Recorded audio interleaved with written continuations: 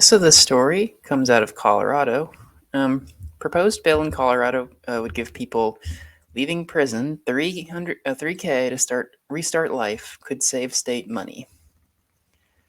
Colorado State Senator James Coleman knows times are tough for a lot of Coloradans,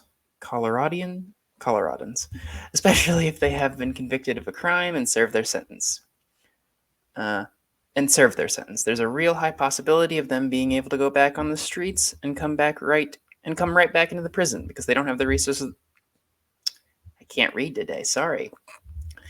There's a real high possibility of them being able to go back on the streets and come right back into the prison because they don't have the resources they need, he told CBS News Colorado.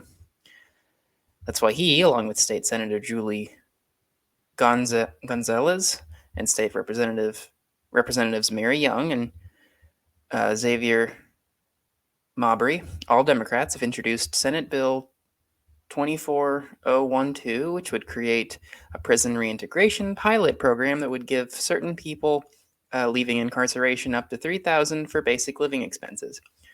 We want to make sure that we are a state that supports individuals getting back on their feet once they come out of prison, says Coleman. Coleman says it's also an opportunity to save the state money.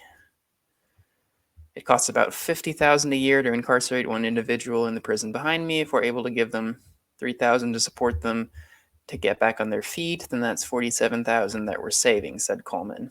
And he says data shows it works.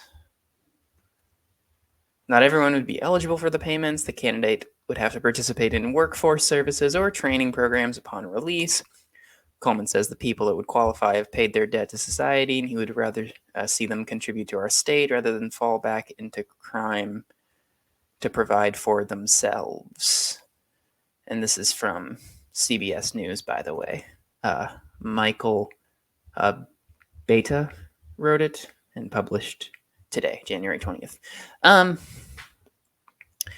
I'm very excited to see this fledgling program get off the ground and see where it goes, because I don't think this is a bad idea at all. It can be very hard to reintegrate into society after you've spent some time in prison. It can be harder to get apartments, can be harder to get jobs. Your criminal record will follow you wherever you go, much of the time. So we need, as a society, to make sure these people can, after they've served their debt to society, or whatever the expression is, move on. Now, a better policy, in my view, would just be universal basic income.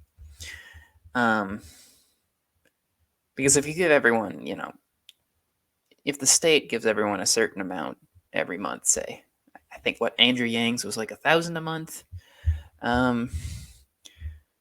Well, that doesn't just help people getting out of prison. It helps like young people starting out. Maybe people who just got out of college or people who just got out of high school. At a certain age, they could be given like enough to be like okay, enough to be able to afford like a cheap apartment and healthy food, but like, and then they can go off into the world and ideally try to make something of themselves, try to live a fulfilling, happy, healthy life. I think that makes a lot of sense. I think throwing people out into the world, many of us have done it. It's not easy. And if we could allow future generations to have a bit greater cushion, a greater social safety net, then why shouldn't we do that? Why does everyone have to do things the hard way? And now I should say, of course, when I talk about supporting universal basic income, I'm not saying therefore cut all the other welfare programs. I don't think so. I don't think universal basic income is like the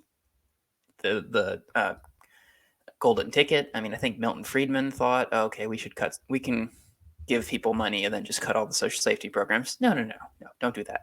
The UBI is just one thing. I mean, there's other aspects, people's lives that I think a society should try to take care of. Obviously, healthcare, for example, or education, um, childcare, things like that, living wage. But universal basic income would at least be um, an addition to that little cushion that you give people from all sorts of backgrounds, however, um, whatever their current lot is in life, they know they at least have that. That's my opinion anyway. Until then, I applaud Colorado for at least attempting to do something like this. I mean, America has one of the harshest prison systems in the world, one of the highest incarceration rates. The recidivism rate is so damn high. There's no reason we need to be so harsh to people who admittedly make mistakes, even really, really, really bad mistakes. At some point, we have to say that, well, you know, you can come back into the community. You can be a functioning member of society again. And obviously, one way to do that is what Colorado is doing, giving them a little bit of money to keep them going in the beginning.